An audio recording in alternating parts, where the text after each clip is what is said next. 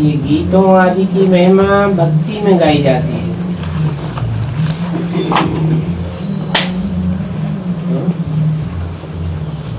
ज्ञान मार्ग में गीत नहीं चलते हैं क्या? गीतों में महिमा नहीं गाई जाती है क्या? गाई जाती है, गाई जाती है कि वो भी भक्ति मार्ग ही चल रहा है? सही अर्थ ज्ञान मार्ग। ज्ञान का मतलब है जानकारी, और जहाँ असली जानकारी है वो अंदर की है या बाहर की है? बहिर्मुखी है तो जानकारी नहीं, अंतर्मुखी है तो जानकारी है। जिसकी महिमा गानी होती है,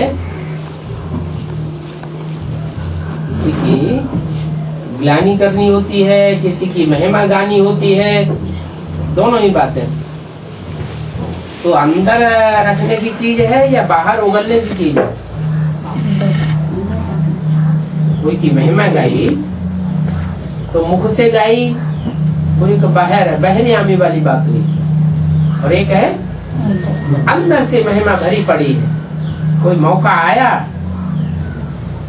और उस आत्मा के प्रति उद्गार निकल पड़े, दूसरी आत्माओं को आकर्षित कर लिया।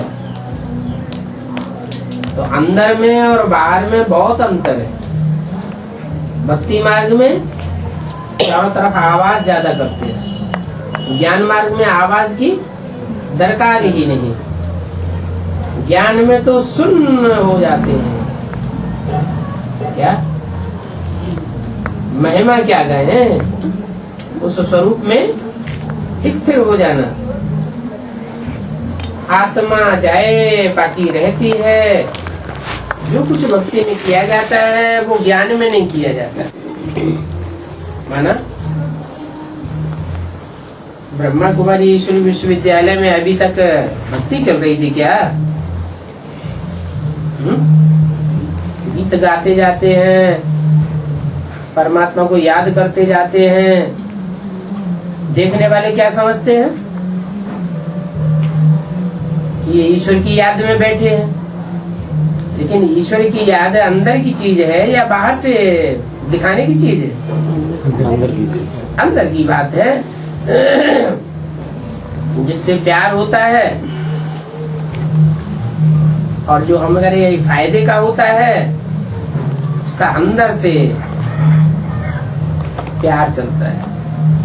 अंदर की बात और बाहर की बात में बहुत अंतर हो जाता है। ज्ञान में और भक्ति में बहुत अंतर है।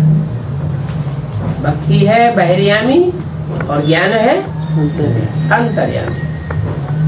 भाई बहन बन बाप से ज्ञान लेकर फिर अकेला नील में चला जाता है। वाणी से भी परे चला जाता है।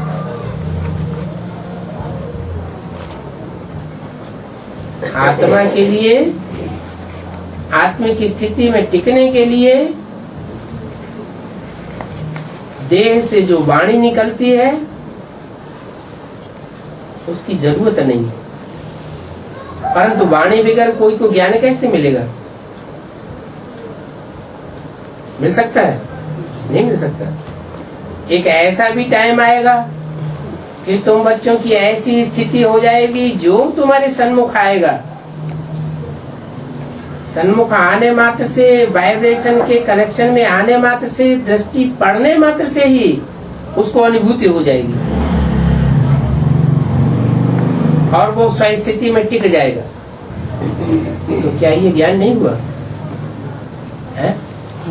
ज्ञान हुआ। वहाँ वाणी की दरकार ही नहीं पड़ी और यहाँ वाणी की दरकार पड़ रही है। अंतर क्या है?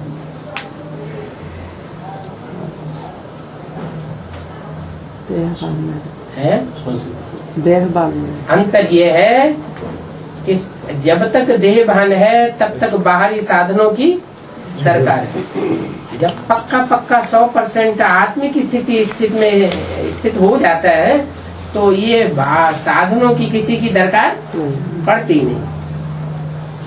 वाणी से परे उसमें कोई चीज अच्छी नहीं लगती है।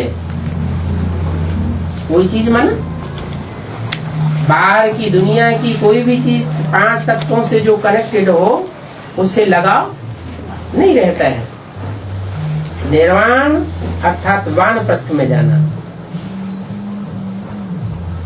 वाणी से परे की स्थिति में जाना, शांति में विचार सागर मंथन करना, उसमें भी तो आवाज की कोई दरकार नहीं है।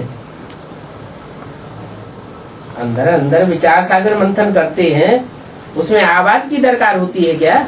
नहीं, गुप्त सब कुछ चलता रहता है। ये गायन आदि ये सब बच्चों में अभी है, गीत आदि की हेर बच्चों में अभी भक्ति मार्ग की पड़ी हुई है।